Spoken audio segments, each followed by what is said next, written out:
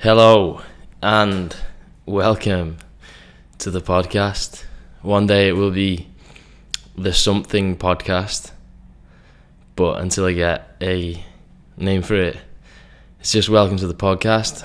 So today we have my bro, and when I say bro, I mean actual, legitimate biological brother with the same mother and father.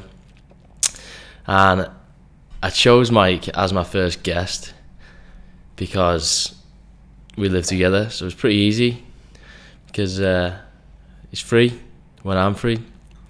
Also, because I think he'll genuinely have some interesting shit to say, and I think that it might be good to delve a little deeper beyond mere David Attenborough impressions and, you know, all the kind of background character, funny chirp up when I want to chirp up role that you seem to play, Mike, in my videos. I think whenever there is a character like that, whenever there's somebody else in someone's YouTube videos or whatever it is, to some extent they're always shrouded in mystery because, like we were talking just previously about social media, how you can really just put in whatever you want, and obviously that's true of me when I'm making YouTube videos, but even more true of your participation in my videos, because you can just pop up, do whatever you want. If you don't want to be it, you don't have to be in it, and I think whenever there is that scenario, people wonder, and I think it'd be interesting. So tell me how it's going. Tell me what you've been up to. Thanks for having me on. Pleasure. Managed to get here in the end. It was difficult getting here. Bit late. Yeah, but I know it was quite in demand because loads of people knew about it. You know, so I'm glad you picked me for the first one. It's an honour.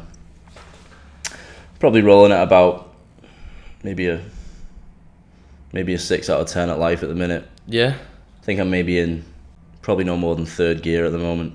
Tell me what could get it to a 10. 10's hard, isn't it? Is 10 even possible? Is that like an RPE 10? Part of the problem is because you don't know what your 10 is. Yeah. You know, but you actually know, like, whether you're just sort of doing things as a means to an end, or whether you're doing it with a fucking purpose. Like, so I think at the moment, not bad. Living in a nice gaff, nice place. Everything I need is close. Sick, brother. Kind of just meeting the needs of life at the minute. Just like working on odd bits and getting by. Probably not thriving. Probably not thriving. No. Probably just coping, but like coping well. Yeah. You know, not like coping like, give me some change. Yeah. You know, but like.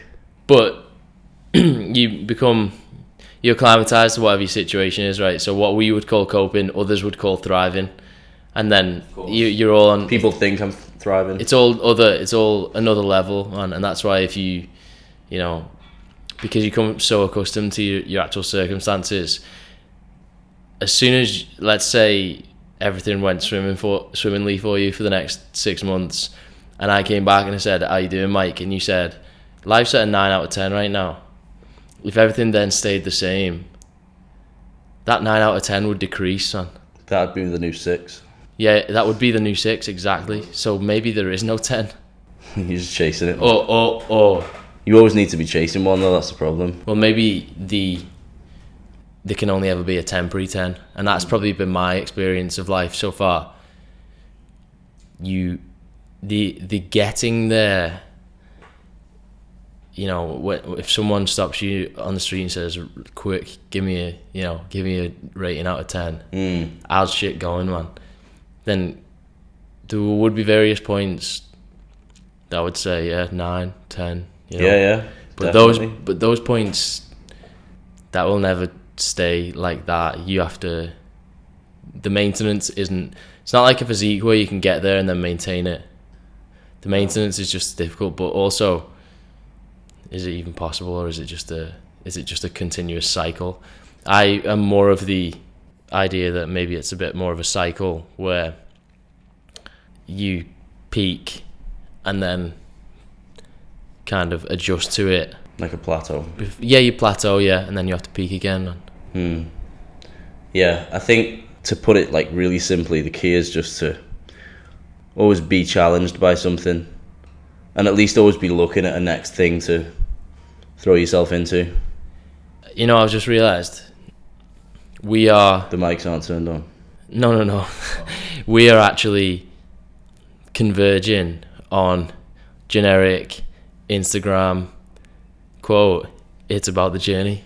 Oh yeah. But this is what you actually find. Yeah. Don't you? You actually do find it is about the journey. You actually do find that a lot of the common overused cliche. Yeah, they seem like cliches because when you first, you can't understand it just by reading it. No. You have to understand it by getting there on your own. Yeah. It's like that's how I think that you really internalize anything. You have to live through it to believe it, you know. I think the people who need it most, if there's a piece of information that you need, almost by definition you can't see it. It's like trying to shine a red torch through a green filter. It's like the people who need it most can't actually see it. It's like you tune it out because it gets said so much, but when you come full circle and you think, oh, actually that year a few years ago was actually sick, but when I was there, if someone would have said it's about the journey, I'd have been like, yeah, whatever, man. You know, so it's like you can't hear it or see it. It won't land until you've actually been through it.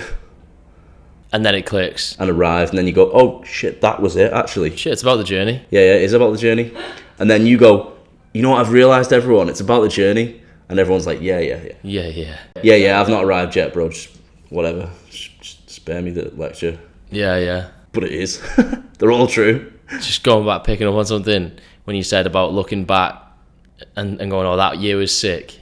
I also think that a big thing you have to consider about that is your tendency to look, it's a kind of grass is always greener, like rose tinted spectacle perspective on things. Like if I watch back a YouTube video from 6 months ago or a year ago or 2 years ago, it's the highlights on, and I'll be like, shit, that was sick.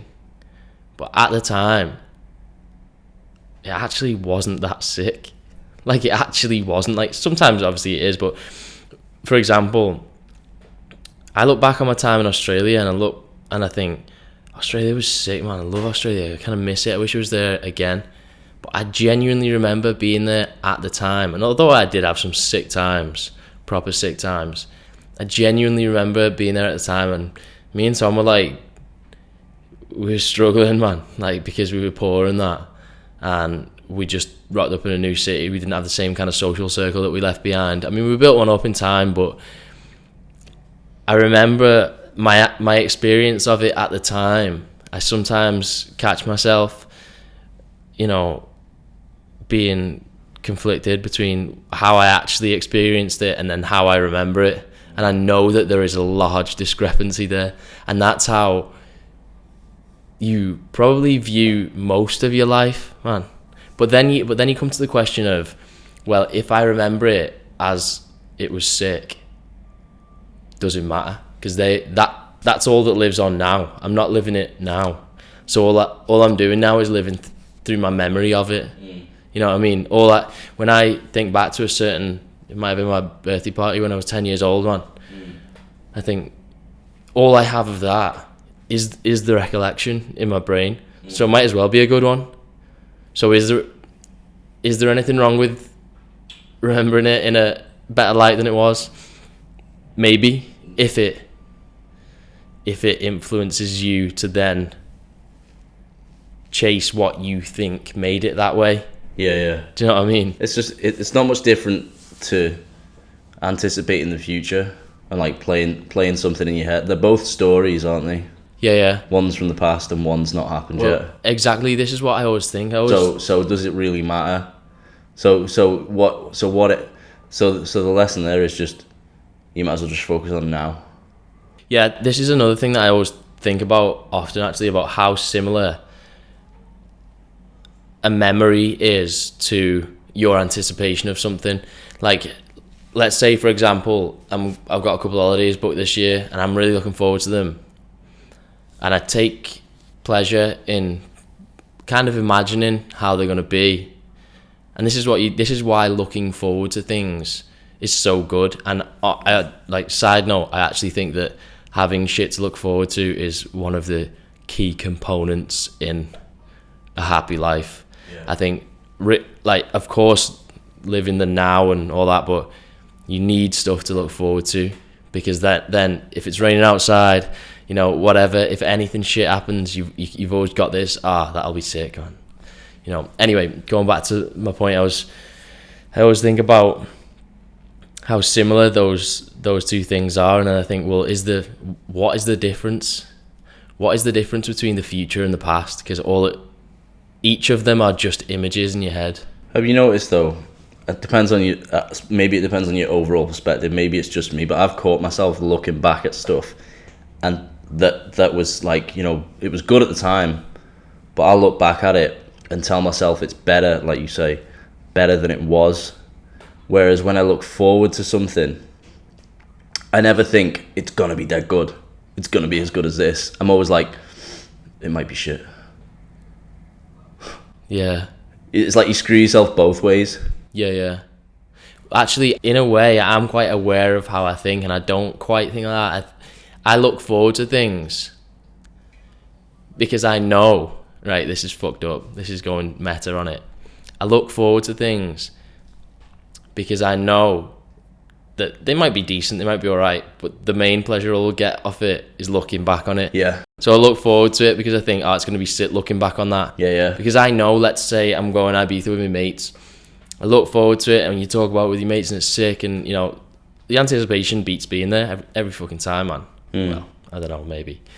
But I'll know that when I get home, the weeks, the months, the years after, I'll be looking back on it being like, that was the sickest time of my life, even if it wasn't. But I'm aware of that before it even happens. Yeah. And isn't it funny of how aware of your own psychological tendencies you can be, yet still indulge in them and still think like that? Do you know what I mean? Because I know that is how I think, and that is what I will think, but I will still go through the same process of it. And I don't think it's necessarily a bad or a good thing. It's just an observation in it. I mean, maybe it can influence how you actually live in the day to day, but yeah, I don't know. All right, so we went down a massive rabbit hole. We did 14 minutes of digressing, but it's good. I'm gonna go back to you specifically. Okay. So, can you tell me about when you first started getting into lifting, and like how you came about starting to lift and all that kind of stuff? Because you were probably the biggest influence on me starting the gym. I think if I didn't have you already there as an example, I'm not sure if I actually would have. I mean, I think I would have started lifting. Yeah. I would have stumbled across it at one point and found that I liked it. Definitely. But maybe not at that point, maybe not for another couple of years, maybe not for another 5 years, who knows. So I started with you. Yeah. So how did you start? I actually didn't look at anyone really, I don't think. I think it was more a love of just being active in some way, looking at mum and dad and seeing how just full of it they were. Yeah. I played footy, I did BMXing, I first picked up weights when I was 14 or 15, just in my bedroom, them little 3K dumbbells that dad still uses. I remember them. Yeah. Double them up, make 6K. He just does biceps and shoulders, like I used to do. I used to do that and then go downstairs and drink eggs. And that was it. But I noticed there were a couple of guys in my year group. Remember Daz and Billy? Yeah, they'd started Body FX. Who was the other one? Ad Horrocks. Ad Horrocks, yeah. He didn't lift, but he had sick genetics. But he was like one of the three. He was good he was sick at footy, and he was like fit, you know what I mean? So he had good genetics. He had a good like frame on him. And I remember at like 14, 15, I remember just looking at my abs and thinking, well, I've got abs. Does this? And I thought, nah, it doesn't count because I'm like a boy, you know, I'm like skinny, you know, and I was skinny-ish, but I also had kind of like an athletic base as well, though. There's like pictures of me when I'm 15, you know, 15, 16, maybe even 14, where just my delts just look kind of round, you know. And so I thought to myself, I'd probably respond quite well to it, but I just wasn't drawn to it because I thought just lifting, just doing these robotic movements would be boring. So I just did what I thought was fun, you know. Lifting, I suppose when I started lifting the dumbbells in my room, it was like, I wonder how responsive I'll be. I think I'll be quite responsive to it, so I'm just going to do it and see what happens. And I did. And by the time I was 16, I was like a bit bigger, you know, just because any stimulus like that is going to make you take on a new stimulus, you know, it's going to have an effect on you like that if you've not lifted weights previously. But it was more just the root of like, it's almost like I could do anything as long as I'm physically active. I don't really care what it is. I've kind of just been pushed into lifting weights, I suppose, in my adult years, just because it's not even a case of like I love it, but I mean there are elements of it that I do love, you know, it's great. But I don't know whether it's more a case of like if you're good at something, or if you see that you tend to over-index in a certain area. So for example, lifting weights to transform your physique, like mine's quite responsive genetically to it. So when I do it, I'm rewarded for it with less work than a lot of people might be able to do. And so that's probably the reason I'm still doing it now, because it's like if you've got an unfair advantage in something, you might as well push into it. But I think like the first time I actually joined the gym and started doing it regularly was when I was 17, and I was just doing full body workouts every other day maybe with a couple of guys and we all did the same workout, the exact same, but I somehow had better results than them, and they just thought I was on gear. They actually thought I was on gear, like on the sly. but I used to do other stuff with them, like running and boxing and stuff like that. You know, we liked all of it. We'd go for these crazy runs, like we'd run through like Town Park in Runcorn, like through the woods and, you know, through these like ponds and all this mud and stuff, and then like run up the back of the ski slope, and that'd be the finale of that run. Like it was just generally being active, and I was quite good mates with this guy at the time, Lee, you know, Lee Simpson, and he's sick at BJJ now. He's instructing it, you know, and he was always getting into like fights and stuff, you know what I mean. He just loved being physically active as well, so that was where we connected, sort of thing. So yeah, I think I'm going to go back to something in a minute, but for now, I think you how you were saying you just love being physically active. I think you've got an affinity for just getting stuck into something, like a kind of head down attitude. I think is something that you've probably always had. Like also in maybe the stuff that you read and stuff now, or you'll tell me about these people, you know, this person who did this and he went and explored the Amazon, he walked to the Amazon in such and such 40 languages, you know, mad shit like that. I think you admire that kind of notion of really excelling in one thing in a way, and really like the extremity of it. Exactly. The non-balanced aspect of it. Exactly. In a way, I think it's linked to,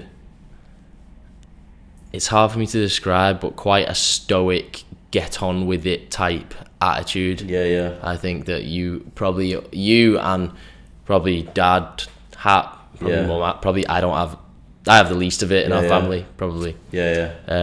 Going back to what you said about an unfair advantage, we might as well talk about genetics while we're here. Now, I often get told that I have good genetics, and maybe I do to some extent. But I won't ever believe that I'm the genetic elite in terms of lifting. Yeah. Because out of the small group of people that I know who lift, there's already one who has, I would say, a genetic advantage. Do you think that's fair to say? Yeah. In terms of both ability to actually gain and maintain muscle. I suppose that comes under the bracket of responsiveness to training. And also, we can be the same weight, or you can be a few pounds lighter when you're only an inch shorter. And so technically we should have roughly the same lean body mass, but you would look a lot bigger in terms of insertion points and stuff like that. Muscularity, generally. Yeah, well, yeah, I mean, that's probably why I still lift weights, because it's like I can kind of like make a dent in this area with relative ease. Do you know what I mean? And so for that reason, it's like, I mean, I know what I know as well, but when I'm giving people advice and stuff like that, I'm like, you know, how do I say that it's easier for some people than others? Yeah, well, that's the thing. On the one hand, you don't want to talk about genetics too much, because if you tell somebody else that they've got good genetics, it's as if you are trying to detract. Always trying to detract from like the actual work that they've done. But the truth is, it's same as gear, same as steroids. The truth is, two people could be doing the exact same amount of work. The more genetically gifted one would just simply get better results. And that's it, yeah. In a way, I kind of feel sorry for some people. I would personally place myself like probably middle of the road kind of thing. Definitely not bad genetics, but not great. I'd say maybe in the top third. Do you think? I'd say so, if it was split into thirds. So what would you say you are? Maybe somewhere in the top quarter. Yeah. But then I've seen people with better genetics than me. Yeah. And that's why I'm not so quick to be like, this person must be on gear. Yeah, well, that's the whole reason for me as well. Really, I'm quite optimistic about believing people. Yeah. Because I have first-hand experience of seeing your response to training, and then you have to extrapolate that and think, well, there must be people with better genetics than you, or similar genetics than you who train more or more consistently, or don't have reactive arthritis to deal with. Yeah. Well, the two guys that I trained with, initially, Lee and Paul. You know, Lee was my age, Paul was a couple of years younger, but massive for his age. Like, you know, they were like bigger and more broad than I was, but they never had abs, like, basically. And that must be genetic, because they're both really active, you know, but I always just had better results. Yeah. I mean, obviously everyone can get lean and can get abs, but do you think that there's a genetic, I actually personally do think there's a genetic kind of set point for your body fat? Yeah, definitely. Do you think that is genetic, or do you think that's simply a product of your activity against your I think caloric intake? I think initially it could be genetic. I think how you've grown up is a big part of it as well. If you're left to your own devices, and you are, because some people are more active than others, aren't they? Yeah. Some people's there's different ratios of appetite to TDE comparisons. My appetite doesn't match up to my TDE. Some people's appetite might exceed it, and so they're constantly in a surplus, and they're constantly got, you know, excess body fat. Yeah, so that side of it would suggest it's less genetically dependent, wouldn't it? But then again, I suppose your actual TDE, it's in some aspects it is dependent on your genetics. You know, people, it's not as simple as saying I have a fast or a slow metabolism. No. But you can certainly say that I generally have a higher... Your response to a calorie surplus, the response to a calorie surplus is highly variant. Yeah. They, like, some people I think I saw it in one of Jeff Nippard's videos. They overfed a bunch of people 1,000 calories, so 1,000 calorie surplus. Some people increased their TDE by 700 calories, almost eradicating the surplus. That's insane. Which is crazy. Some people got less active. Yeah. Again, that's crazy. But as a trainer, you don't want to place too much emphasis on this, because in some people that's just a way to self-sabotage and go, oh well. Which is stupid, because if I see someone with better genetics than me, I'm not going to stop training. It's like if someone's better than me at anything, it doesn't mean I'm not going to try to be the best I can be in that area. Do you know what I mean? That's just stupid. It's just defeatist, isn't it? It's hard coaching people, because I hate when people say stuff like you have to find out what works for you. Because the thing is, it is false and true at the same time in the context that it is usually meant. A lot of the time that is false, because people will talk about, just doing things that have been proven not to be the best for, like we know now about how periodization can benefit your training, how, those old school methods a lot of the time, while still have some benefit, sticking to one for the or any kind of outdated kind of myth that you can think about, like when people saying it used to be shock the muscles, train a different do a different workout. I never do the same workout. I never do the same workout twice. Yeah.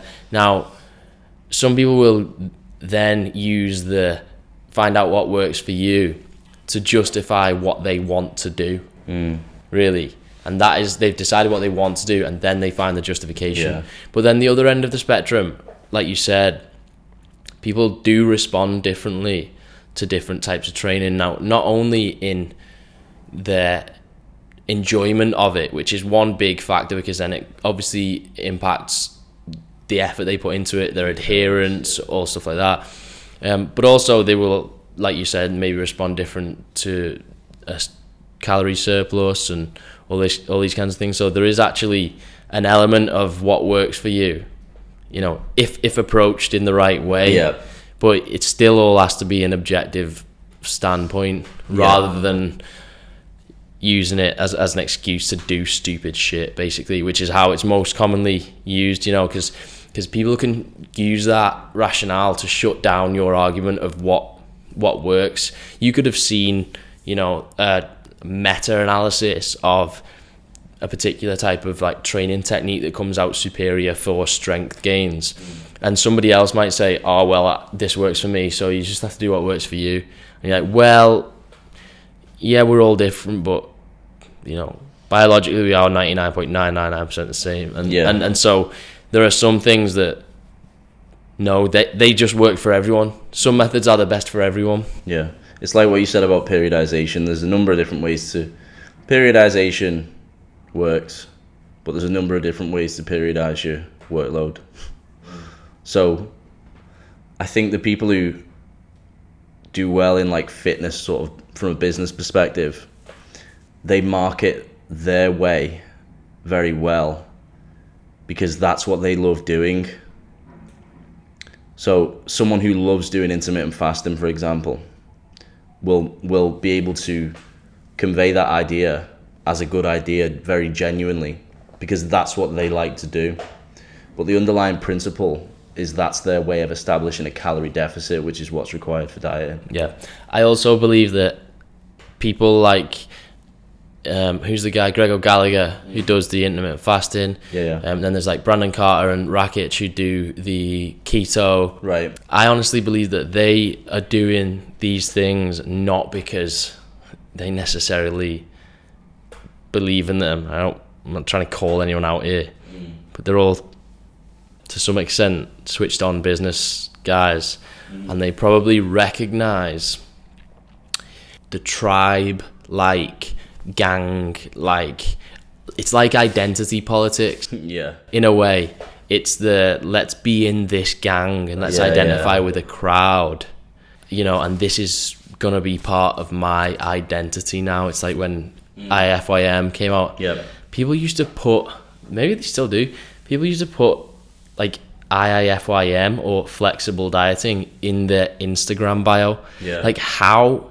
attached to an identity do you have to be to put the fact that you track your calories and macros in your Instagram bio, or your name? It's like UK BFF Gaz, man, or whatever. Do you know what I mean? Yeah. But I think that people really have it's just a human kind of tendency, isn't it? Need or tendency or preference to be in groups, and identify with other people, and people capitalize on this, from a business perspective. Like, I should really be, IF Joe, or whatever. Yeah. There should be something if I want to really sell the most shit. Average macro split Joe. Yeah. Normal stuff Joe. Yeah. Basics. Fundamentals Joe. Yeah. All right. So, should we talk about writers?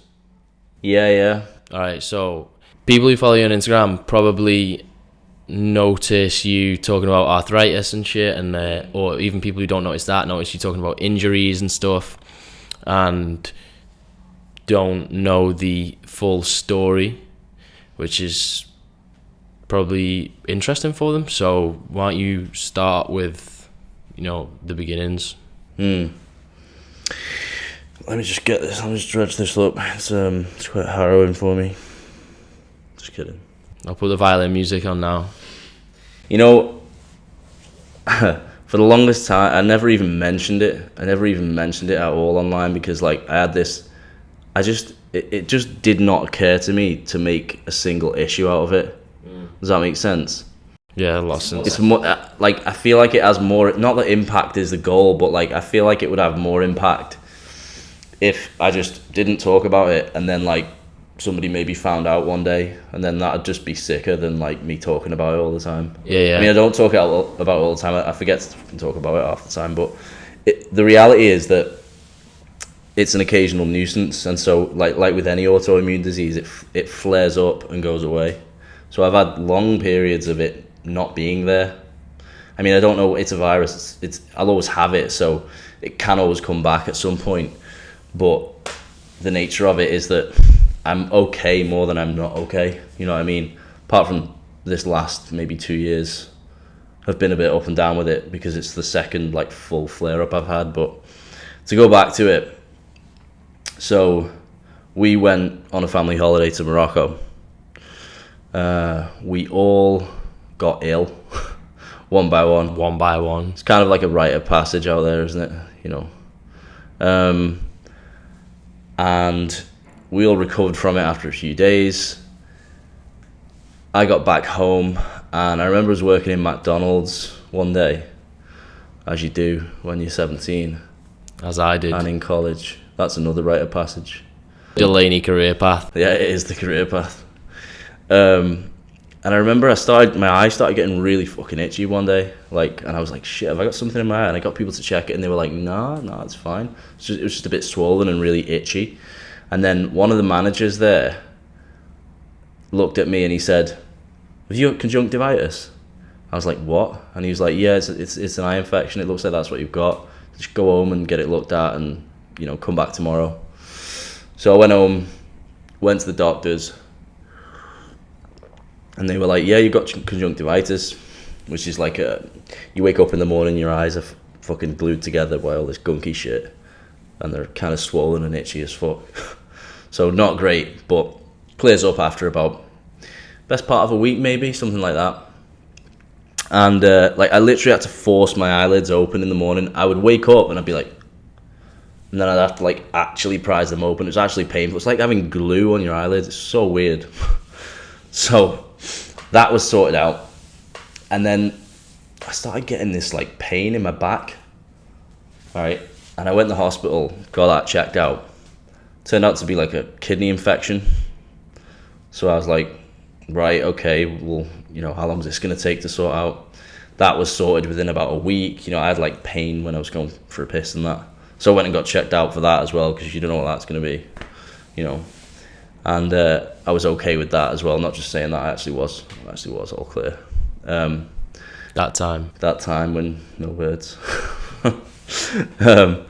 I remember I actually went into the gun clinic that day, and the doctor, he'd asked me how many people I'd slept with, and I remember telling him the actual number that it was. I can't remember. It wasn't fucking many, and he was like, "Oh, only 4," or something like that. It's like this foreign guy. I have hit 20. I was expecting him to go, "You should be hitting it. What are you doing?" So that was that. It was all clear, and then I remember over the next few days. This is maybe about 3 weeks after the conjunctivitis, so maybe 3 or 4 weeks after getting back from Morocco. I was waking up and I was having pain in my ankles just on waking up, and I'd take a few steps and be like, it's a bit stiff that actually, what's gone on there? I was thinking maybe I've slept funny on it or something like that, these things that you just give them a day, and if they've gone, it's sound. But I noticed it was happening consistently, and it was getting slightly worse as well. And it got to the point where I couldn't really turn my head very much. I woke up one morning and I was like, I couldn't look one way. I had pain in my jaw.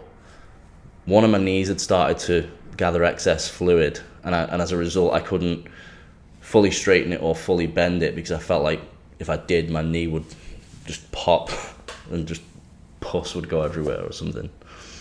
And I went to the hospital, and it was as though the day that, I told my mum about it, and she was like, yeah, let's go to the hospital and ask about it, because it's obviously not normal, I'm just gradually seizing up here. And I was kept in overnight and had all these tests done. Initially they thought it was meningitis B because of the stiff neck symptom. And they came back and said, it looks like you've got Reiter's syndrome. And I was like, what? And they're like, yeah, it's otherwise known as reactive arthritis. I was like, right, so I've got arthritis. And they were like, yeah. And I'd only heard of arthritis from, rheumatoid arthritis that you get with old age and wear and tear, like our nan had. And they explained it to me, and the nature of autoimmune diseases, and how it's a problem with your immune system being overactive and believing that there are foreign cells in your body that need to be attacked, and it creates an immune response. And it turns out I have this gene called HLA-B27, which makes me susceptible to reactive arthritis and other autoimmune diseases. So things like psoriasis, inflammatory eye problems, which I've had more often than the joint problems actually. Crohn's disease, things like these are some of the ones that people will have heard that are generally more common.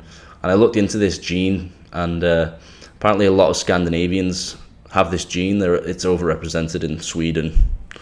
But then only a small percentage of people with this gene actually go on to develop the autoimmune thing.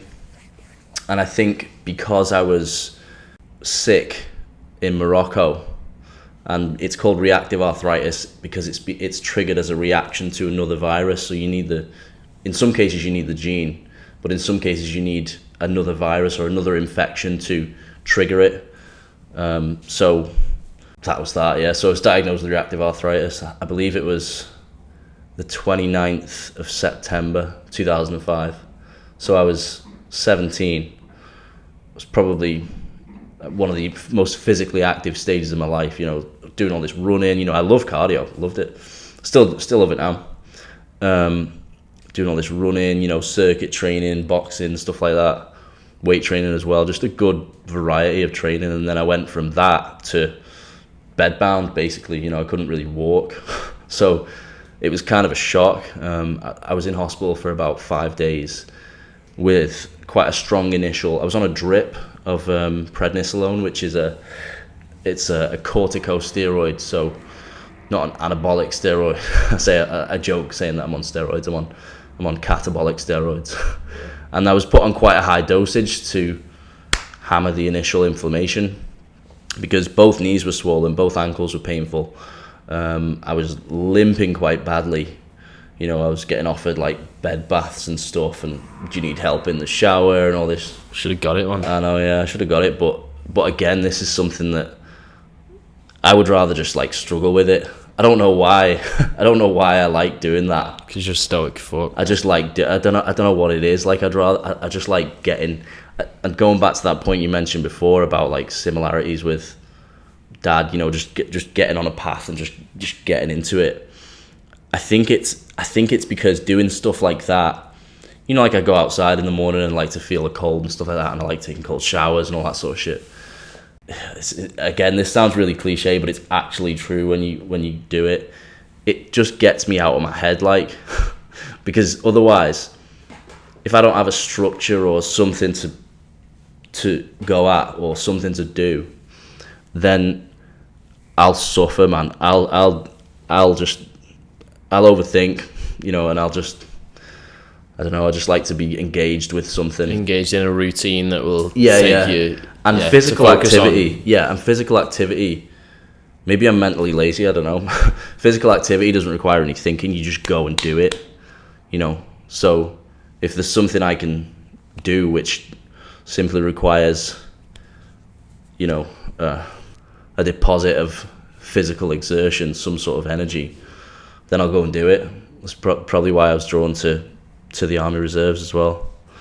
But going back to the reactive arthritis thing, I was in hospital for the best part of a week, put on this drip of prednisolone. It was so weird actually being on a drip, because they put it in here, and it was this really cold liquid as well, and I could literally feel it going up my arm, round my body. It was so weird. It was the weirdest thing.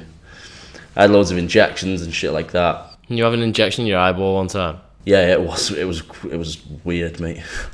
It was weird. It hurt, like, but it was kind of just like, it was more unnerving than anything, just because there was like a syringe in my eyeball. Because like all the related eye problems that people who develop the joint problems often get follow on eye problems of an inflammatory nature. So you're really sensitive to light. Your eye is red and sore. It's like a dull ache, or like a bruising as well. And you know that it's flaring up when you could look at your finger in front of your face like this, and you focus on it, and then the closer you bring it whilst keeping the focus on the object, the more it starts to hurt, because the muscles are trying to contract, and because it's inflamed, it's sticking to another part of the eye. And so it's trying to contract like that and dilate, but it can't because it's stuck, and that's what strains it and hurts it. But yeah, after the initial joint stuff, I remember those symptoms lasted for about 6 months, which I was told was the maximum of the initial, you know, symptomatic onset that you will get, about 6 months. So I had the full whack, which was fortunate. I remember I was starting college as well at the time, starting my A-levels. So I missed the first 2 or 3 months because I couldn't fucking move. Like, you know, I was like, I didn't want to be in a wheelchair because I thought that'd be weird. And so I had work sent home, so I was doing it at home. So that wasn't ideal. So I kind of fell behind because it's just not ideal, is it? Like trying to teach yourself with all the... No, yeah. So after that had subsided, obviously I'd lost gains, you know, whatever gains I had. I was actually quite muscular at 17. Remember that picture we took in Morocco? I remember in Morocco, when we were actually there, we were in this Berber village halfway up a mountain, and a guy gave you like a sandbag or something. I'm sure he took it off the donkey and put it on you or something, and you were walking down this little... Yeah. How old were you? Were you 17 at the time? Yeah, but you just looked big. I remember you had this big Nike t-shirt on that was like actually massive. It on was you. actually got it from, like, big, Foot Locker or something. You know, Foot Locker used to do those like 2 for 20 quid t-shirts or something. Yeah. And you actually looked like a... You know, for 17, mate, you looked unreal. Yeah, it was big, man. Not compared to the 17-year-olds these days, but that's because they're all on That there. D-ball, mate. Yeah. Literally, well, it plagues you, actually, because when people think, when you look muscular, people just assume that you're really strong, which I'm not. Yeah, that's actually strange, isn't it? You know, the and people disparity. give me stuff to carry, and I'm like, I'm probably going to snap my shit up with this, mate. You know what I mean? Yeah. That happened a lot, like in the Army Reserve as well. People were like, "You got big muscles, you can carry this," and I'm like, I'm just a small guy, you know. So, yeah. So the eye problems just like sort of lingered on. Just literally, they've been on and off since I was 17, 18 to now. You know, I mean, the flare-ups have got very gradually less consistent and you know, more far apart, which is sound. But I did have an injection in. I've had injections in both eyes, but it was mainly like underneath the eyeball, you know, just to give you a pocket of steroid fluid that would. So prednisolone, for anyone who is unaware, it's just a really strong anti-inflammatory, strong potential side effects too. And so when I was on it initially, I was on quite a high dosage, and so I had this like fat face, I had this like water retaining face. And actually that whole experience taught me that actually I do have good genetics for lifting, because I was able to maintain a good physique despite taking catabolic steroids. You know, they like literally muscle wastage as a side effect, thins your bones. You can't drink alcohol. You've got to watch your blood sugar levels, all this shit. Yeah, I remember you'd go through, but probably still do go through phases of like flare-ups and joint problems and stuff where you can't really train that well, and then you'd get on like some new anti-inflammatory or just a new course or something, or you'd go and get an injection or something, and then you'd be like, now I can smash training again. And you'd make sick gains in those periods when you were able to train at full capacity again. And I was like, and I would catch up to you physique wise when you were fucking crippled, right? When you were crippled, and then you'd come back and catch up and overtake me, and I'd be like, oh, that feel. Do you think that it's like, I know you say like you don't, I mean, generally I don't think that I actually like how you deal with it, because it's easier for me because we just fucking troll each other about it. It's funny. Like, it's just a funny thing. And honestly, I think that the main thing, I think Mum worries about it more than you worry about it. I know, it's like mad. She worries. I have to tell her to not. She'll ask me how you're doing, and I'm like, oh yeah, you sound. Like, chill the fuck out. Do you know what I mean? So now we're worrying about Mum, worrying about you me. When you're not worried in the fucking first place. But do you think that it has affected you? What's the word? How has it affected you? Do you think it's impacted your actual life overall in any way, or apart from being an inconvenience? Hardly. I like to just call it an occasional nuisance. I mean, like, naturally, it wouldn't even, and it never did occur to me to talk about it for literally until within the last year. I think I haven't even. Literally about a year ago was probably the first time I actually mentioned it on social media, because it just wasn't relevant, because I don't always have a flare up. You know what I mean? Like the past maybe 18 months, 2 years. I mean, I've had some injuries as well, but it's hard to determine between injuries and inflammation, because you know, your spine could be inflamed, but the nerve endings go all over the place. So is it tightness or what? You know, so I don't know. Some of it could have been a bit of both, I suppose. But and it's not really in my nature to actually make a point of talking about it. But I just thought, actually, there could be a lot of people that have got the same thing and are maybe don't have the same mindset to deal with it. So it's so weird. It's like you want to lead by example. You want to just embody your philosophy and not explain it, which I agree with wholeheartedly. But by me not talking about it, by me just not acknowledging it and just thinking it's just an occasional nuisance, doesn't need to be talked about, makes no difference, whatever. Nobody else is going to know. How am I going to communicate? You're not helping anyone. I'm not helping anyone then, am I? No, yeah. So you have to risk looking like you're trying to bring attention to it. Exactly, in order to actually, you know. And if anybody for a second gets the impression from me, which I don't think they do, but some people, it's hard to catch on to sarcasm sometimes. You know, if anyone ever gets the impression that I remotely feel sorry for myself in any way, or that it affects my mood in the slightest, then they've got the wrong idea. But I think I've seen examples of other people that have got autoimmune diseases. There's not like I search the hashtag on Instagram and look at other people's accounts and stuff, and it's difficult because some people have a worse time with it than others as well. Like, no two cases are the same. You know, some people are on, you know, drugs for years to sort it out. It takes ages. Or some people might fall into, you know, a clinic where they don't give them the best kind of treatment and stuff like that. So, but I think by just offering here's my mindset towards it, there's not much you can do about it. Like, so you might as well just deal with what you've got. Like, yeah. You know. I think again that's kind of relates back to our parents being very, especially dad. Dad's just a workhorse, man. Yeah. Like, he's just the most blue collar, working class, get the fuck on with it.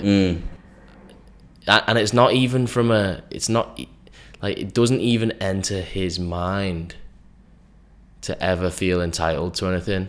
No. Or to lament having to do something.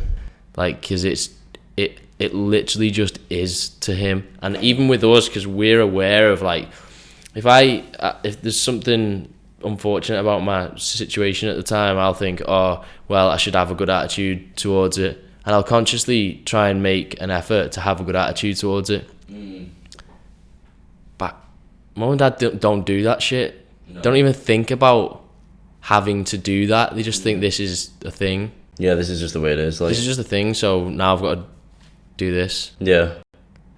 You know, and I think that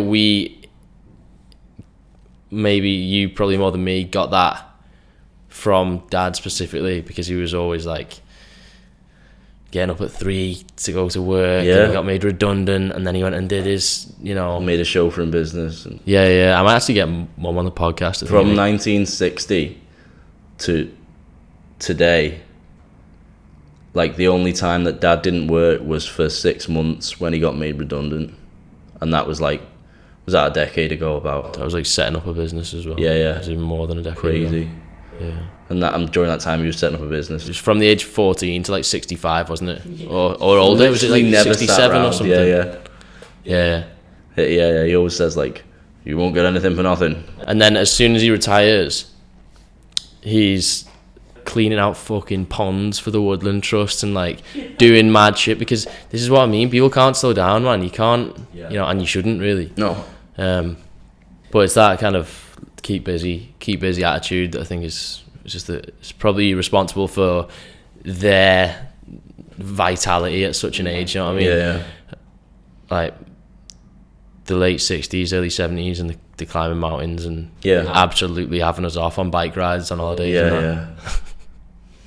You know. Well, I think they are similar in a way, in that they're sort of like, you know, just get on with it sort of mindset. I think they are similar in that way, but the difference is, like, dad doesn't talk much and just gets on with it, but mum's when she takes a point of view, she's quite strident with it, isn't she? I can always imagine her voice when I encounter a problem, and she'll be like, oh, well, you're not going to get anywhere by sitting over there on the floor about it, are you? You know, or something like that. She'll literally... She does not give a fuck about, like, your feelings. Yeah, no, she'll just be like... But in a good way? Yeah, no, it's good as well. She'll be like... Like, if you show that you're dwelling on something for a second, I just imagine her voice going, oh, you miserable bugger, you know, or something like that. Well, you know what, it brings me, like, I actually remember her saying, I think it was someone had a baby or something, and she was talking about, someone in the family had a baby, she was talking about how they were too attentive with it, and this just embodies her parenting attitude. She said, you know what, sometimes babies have to cry. Yeah. They have to lie there and cry and know that it doesn't get them. Yeah. It doesn't get you what you want. And there's your first life lesson that you're going to encounter. Yeah. That you have to come to terms with. And I remember that as a kid, like, I'd cry over stupid shit.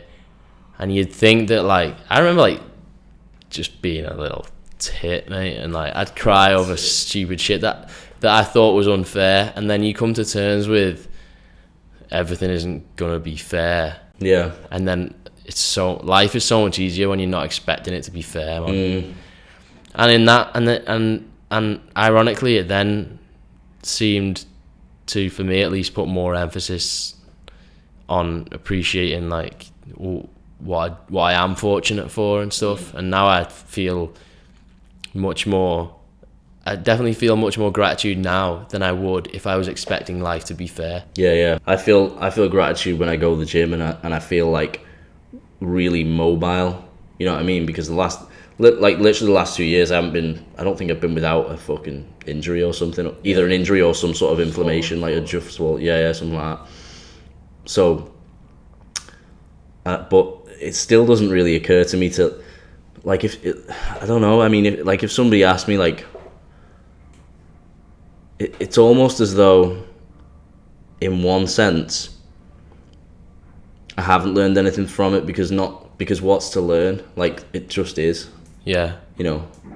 Yeah. I can't actually do anything about it. Yeah. It's an autoimmune disease. It's in my genes. Like, it's so, like, if I can't put weight on my right foot for 6 weeks, what am I gonna do? Like, I'm just gonna do whatever I can do around that, aren't I? You know what I mean? I actually do think that a lot of people today would not cope that well. No, they would. I feel like people are always looking for. It has to be someone's fault. Like, if I've got this, like, here you go. Here's the thought experiment. I've got this disease. It's nobody's fault. Like, it just happens. But it's somebody's fault that it's not been sorted out quicker. Like, I'm gonna blame. Like, I'm gonna, like, as though there isn't a reason for somebody saying, we can't see you this week, we're going to see you next week, or something that delays it a little bit. Yeah. It's like, okay, cool, sound, I'll just do what I can in that time then. Yeah. You know, as if there's not a reason for that. It's just, everyone wants to, like, blame somebody. It's just, I don't know, it kind of makes me sick. Well, it's a fairness and entitlement thing. It's an entitlement. It's just, you know. It's the wrong sense of entitlement, isn't it? It's entitlement in the sense that, like, unfairness can't be a thing.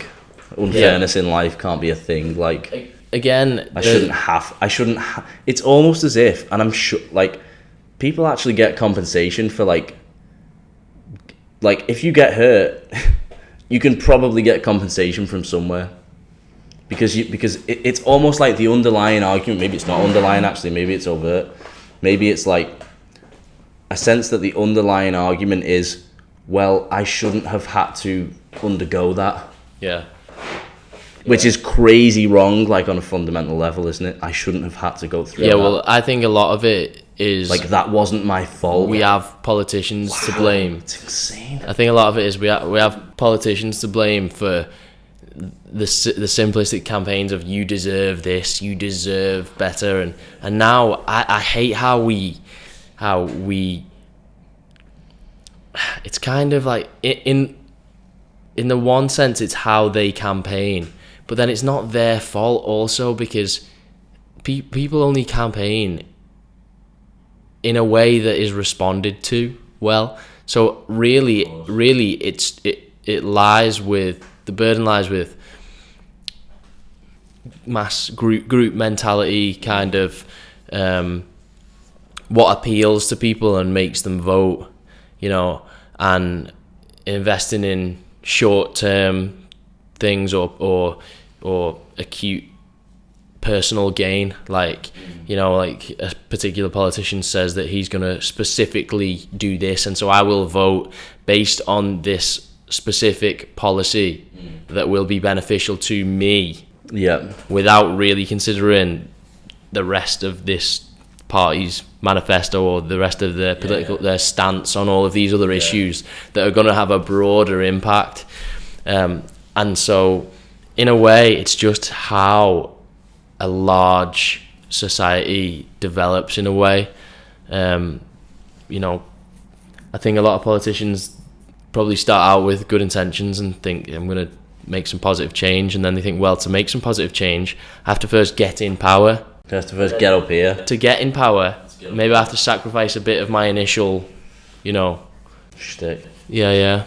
But yeah, there's certainly a general sense of I deserve something You know, and going back to entitlement, you know, again, as with everything, a lot of things we talk about, we'll think about it long enough and realize that there is a kind of each end of the spectrum to it. There's certainly context to be discussed. So in the one sense, being entitled, feeling like you deserve, or I suppose it's semantics in a way, feeling like you're entitled to good things can be a motivating factor, you know, and can certainly help you get those things, but only if it manifests as proactive action, proactive measures, you know, that you are going to then, as in, it has to come from a standpoint of, I'm just a person, same as the other 7 billion, so I have equal right as everyone else. And then beyond that right is the only determining factor is what I do. So, you know, you have to at least believe that you deserve the same as everyone else. Now, that doesn't necessarily mean fairness. No. And this is hard to distinguish the context. No. You know, because you're taking part in a generally unfair world where things don't always end up equal. No. But the law of averages says a lot of the time, you know, you might end up sometimes, you might end up down sometimes, but it's not necessarily going to equate over your lifetime. And some people might generally have very unlucky lives. Some people might generally have very lucky lives. And then you come back to, well, it just is, and you have to deal with what you have. You know, because that's all you have. But unless you believe in an afterlife. But the only thing that you can do, actually, you can't actually control the outcome. You can influence it, but the only thing that you can actually really control is the work you put in. You might put in loads of work, the same amount of work as somebody else, and they might be rewarded for it, and you are not. But the answer is not to not work for something again, because then you will get nothing. The answer is to do what you can, right? Just increase your chances of being rewarded, and that means work at something. Well, basically do what you can and don't be mad. But the thing is, there's so much opportunity nowadays that if you really do what you can, not just what you want to do, but really, really do what you can, even with bad luck, you can almost make it a certainty that you can get what you want. You can, you know, anyone, if you're... Because the bar is low. Because, well, generally, yeah. From one way of looking at it. Well, which bar, though? Also, the bar of general work and effort, and I'm not above it. My productivity, you know, compared to where it could be, it's not there, man. It's not like I'm not maxing out. No. You know, because partly there are other things that I value aside from productivity. And it comes down to how much do you want specific things, you know, how much effort does it take to get here, how much effort does it take to get there, and is the disparity in effort worth the disparity in the end points? And so, where am I trying to get to? What's the cost of getting there? Is the cost worth it? You know, do I have an accurate picture of what the reward will be? Will it be worth it? You know, with unfairness taken into account, and even if you are unfortunate, if you really actually honestly gave 100%, without trying to make this into a motivational speech, if you really gave 100%, you stand a good chance of outweighing any bad luck. You'd have to be, you know, basically what I'm saying is, the more you work, the less luck plays, of course, a part, right? The less influence that has on the outcome. Exactly. And I'm not saying precisely that everyone should get their head down and grind, because again, I'm just saying that if your goal is to get to a certain point, or, you know, if you have a distinct goal in mind, then, you know, you have to... I feel like everybody actually instinctively knows it's like a mental trap as well, isn't it? I'm probably in it now. Like, it's like you could say to yourself, I want this, like I want this for my life, or I want to get to this point, I want this goal or whatever. And it's not that you don't know which direction to go. It's not that you don't know what you need to do to get there. It's just that on a subconscious level, you're maybe not quite willing to do all of those things to get there. And so it's easy to fall into the trap of saying, I don't know the answer, or I don't know the right way to go about it. Well, it comes down to, I often think about motivation. I think, let's say someone wants to be in shape, but they struggle with the motivation to go to the gym. So if they don't go, is that really a failure? Let's just bear with me. Is that really a failure on their part, or have they simply just judged it not to be worth it? Now, I'm not saying they have an accurate picture of whether it will or will not be worth it, but they envisage the effort and the kind of negative things that they will have to go through, or the less enjoyable things, such as, I don't know, maybe you got to train at 6 a.m. before you go to work and it's cold or some shit, whatever. They envisage all that, and they envisage them being in shape, and you know how good that will feel. And so is not doing it simply just a judgment, whether right or wrong, that it wouldn't be worth it? Because if you say, I know it will be worth it for me to put the time in and stick to some lower calories and lose 20 pounds, if I say to you, I know that will be worth it, but then I don't do it, isn't that like genuine, like craziness? Yeah. Like, actually, I'm not being hyperbolic. Yeah. Genuinely, or is it just that, or if I don't do it, is it just that I've judged that it's not worth it?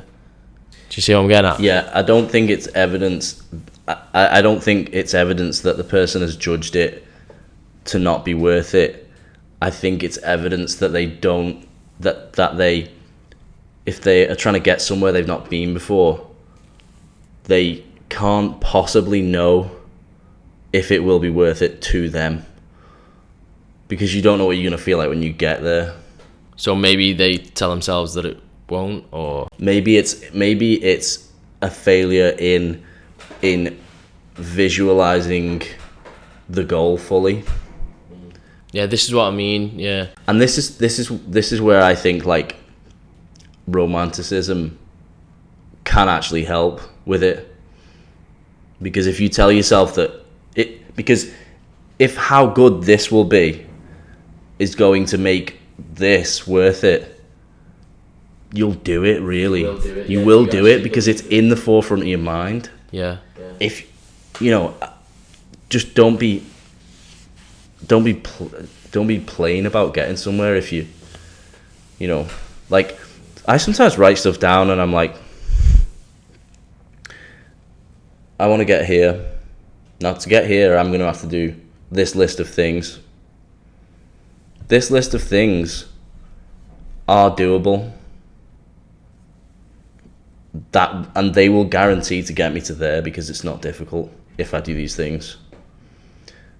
But then I'll go to do these things and maybe I don't focus for long enough or something like that.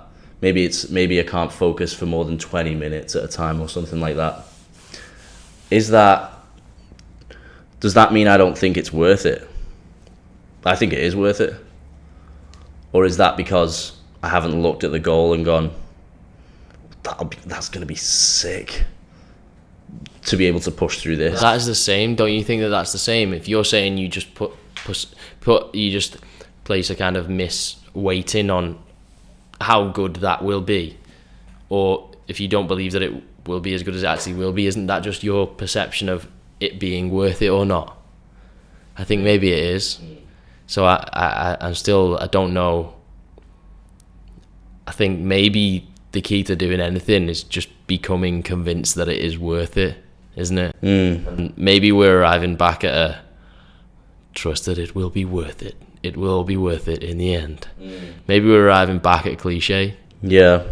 Maybe all you have to do something is believe that it's fully worth it, you know.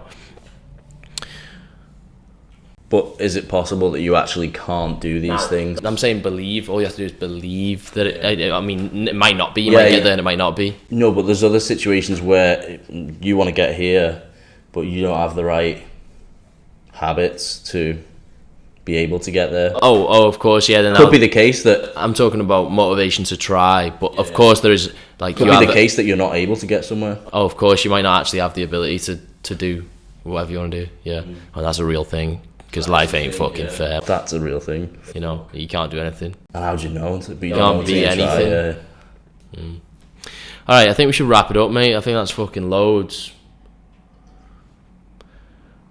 That's good. We got an hour and 15 on the clock. I could just continue, but we live together, so we'll just do more podcasts. Thanks for joining me. Sound. See you in 2 seconds in the kitchen. Out, people.